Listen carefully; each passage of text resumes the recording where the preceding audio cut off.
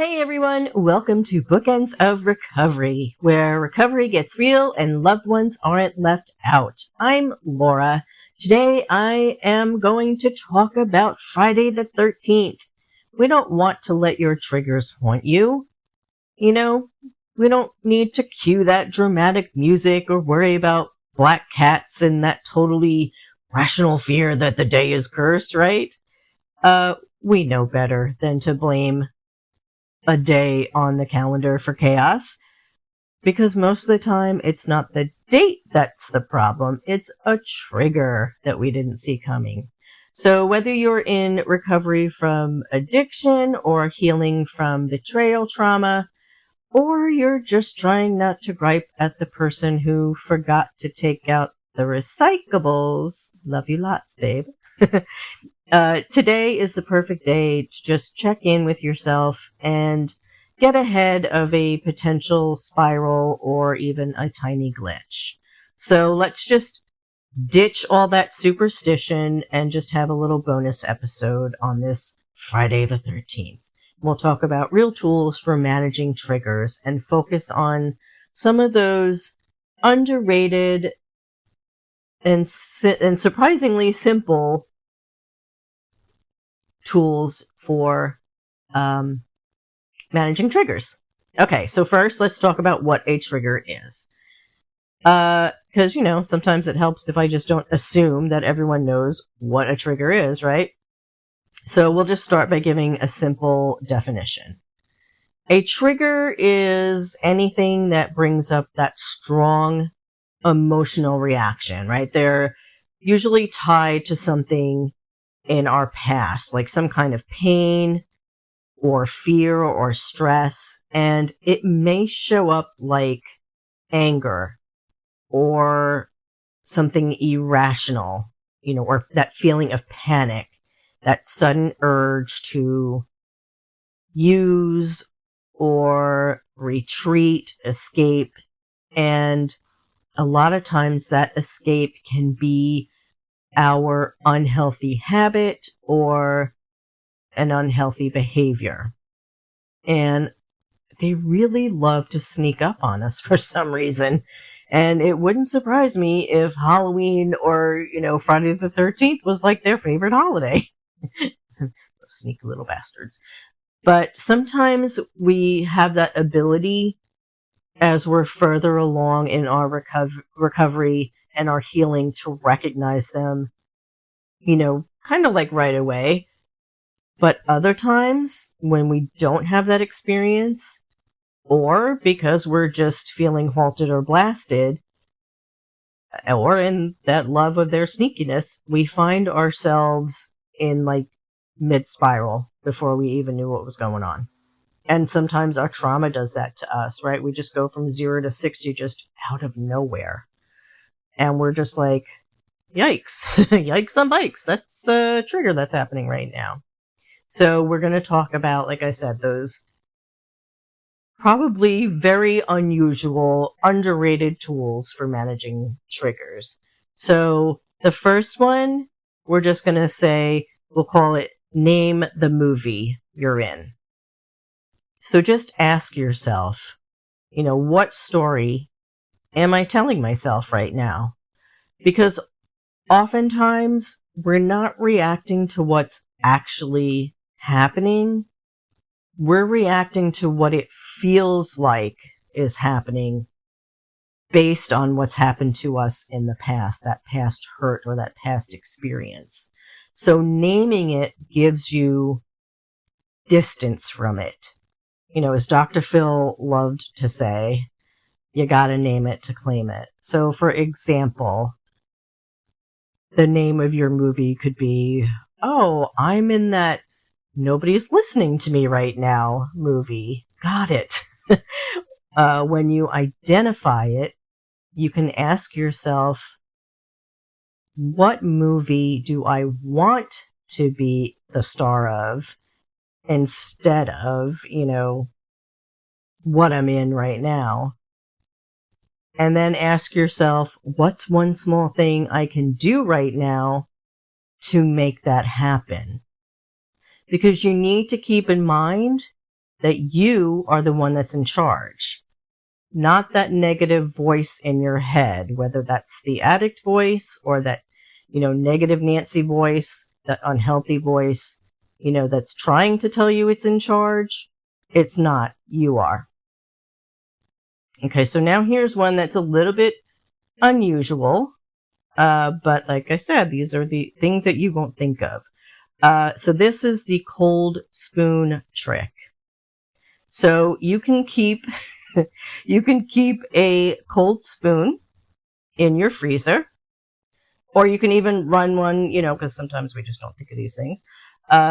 You can run one under cold water and then just press it to your cheek or your forehead or even like under your chin.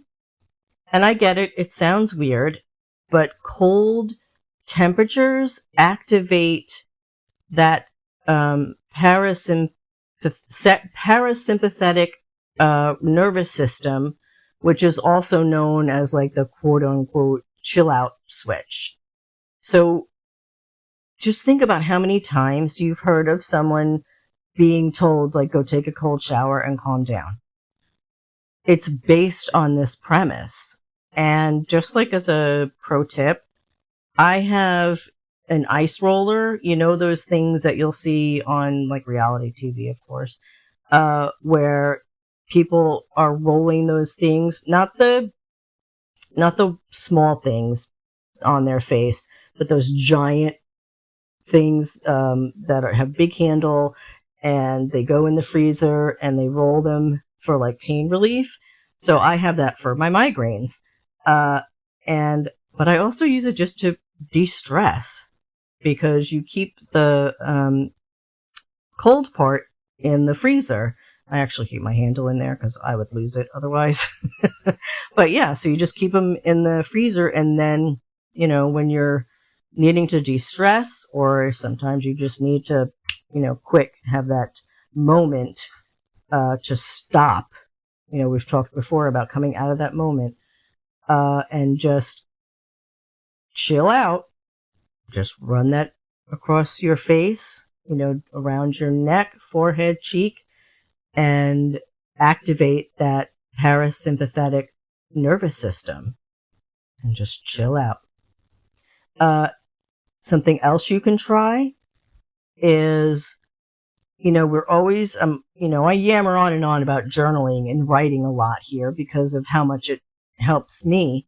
But today, we're going to try something a little different. So instead of spiraling into a full emotional monologue, give yourself permission to just write one unfiltered sentence. That's it. Write one sentence rage sentence. That's it. Like, I am so sick of doing everything for everyone and still getting attitude. That's it. Just that act of getting it out, just write that one sentence and then stop. And it clears just enough pressure to pause and breathe without launching into, that full rage mode. You're just releasing, think of like a pressure cooker. If any of you have like an Instapot and you just release that valve, just letting it go without fully engaging and taking that chance of getting you worked up into a full-on rage. And we've talked before about the grounding technique, the 5, 4, 3, 2, 1 exercise. Sometimes you may not have the ability to just fully stop and pause to do that. So something else you can try is just name 3 sounds that you can hear right now. So maybe it's, can you hear a dog barking, the hum of your refrigerator, even your own breath, but just pick 3 things that you can hear. And once you've done that, pat yourself on the back, because that means that you're back in your own body again. You're not traveling down some negative, dark path inside your brain, you are back in the present, which is exactly where you need to be to stop that trigger from becoming overwhelming and taking over. Because how many times have we said, it will pass? It doesn't feel in the moment like it's going to, but it will. You know, don't forget about the urge surfing. It will pass. And lastly, put on safety socks. Yes, I just said safety socks. It's a true thing. So if you've had trauma in your past, hello, most of us, wearing comfy, cozy socks can give your brain a subtle sense of safety. This is something that's called bottom-up regulation, and it calms the body first so the mind can follow. You guys have heard me, I don't know how many times, talk about my love of warm, fuzzy socks, and now you know why. Bottom-up regulation. Remember, you don't have to be perfect. You don't have to just let it go. You do deserve the tools that help you navigate anger and pain and those hard moments with care. You know, Friday the 13th might have a reputation for chaos, but so did we before we started doing the work. So let this day be a reminder that we're not cursed. We're healing. And that's really the important thing right now. You know, and if you do need a bit more help today, you can pop over to my website. What I just talked about, I have in worksheet form. It's just called 5 Surprising Tools to Tame a Trigger. And I appreciate you spending a little bit of time with me on Friday the 13th. If something in today's episode resonated, share it with a fellow bookender or someone you know who may need some support. If you're looking for other free worksheets, more blog posts, of course, just visit my website, bookendsofrecovery.com. You can join in on the conversation on Facebook at Bookends of Addiction Recovery. And just keep in mind, healing isn't linear, but you're not doing it alone. You know, keep showing up, keep moving forward, and I will meet you back here next time. This is Laura, and I really hope that you have a beautiful day because you definitely deserve it. Thank you so much for being here.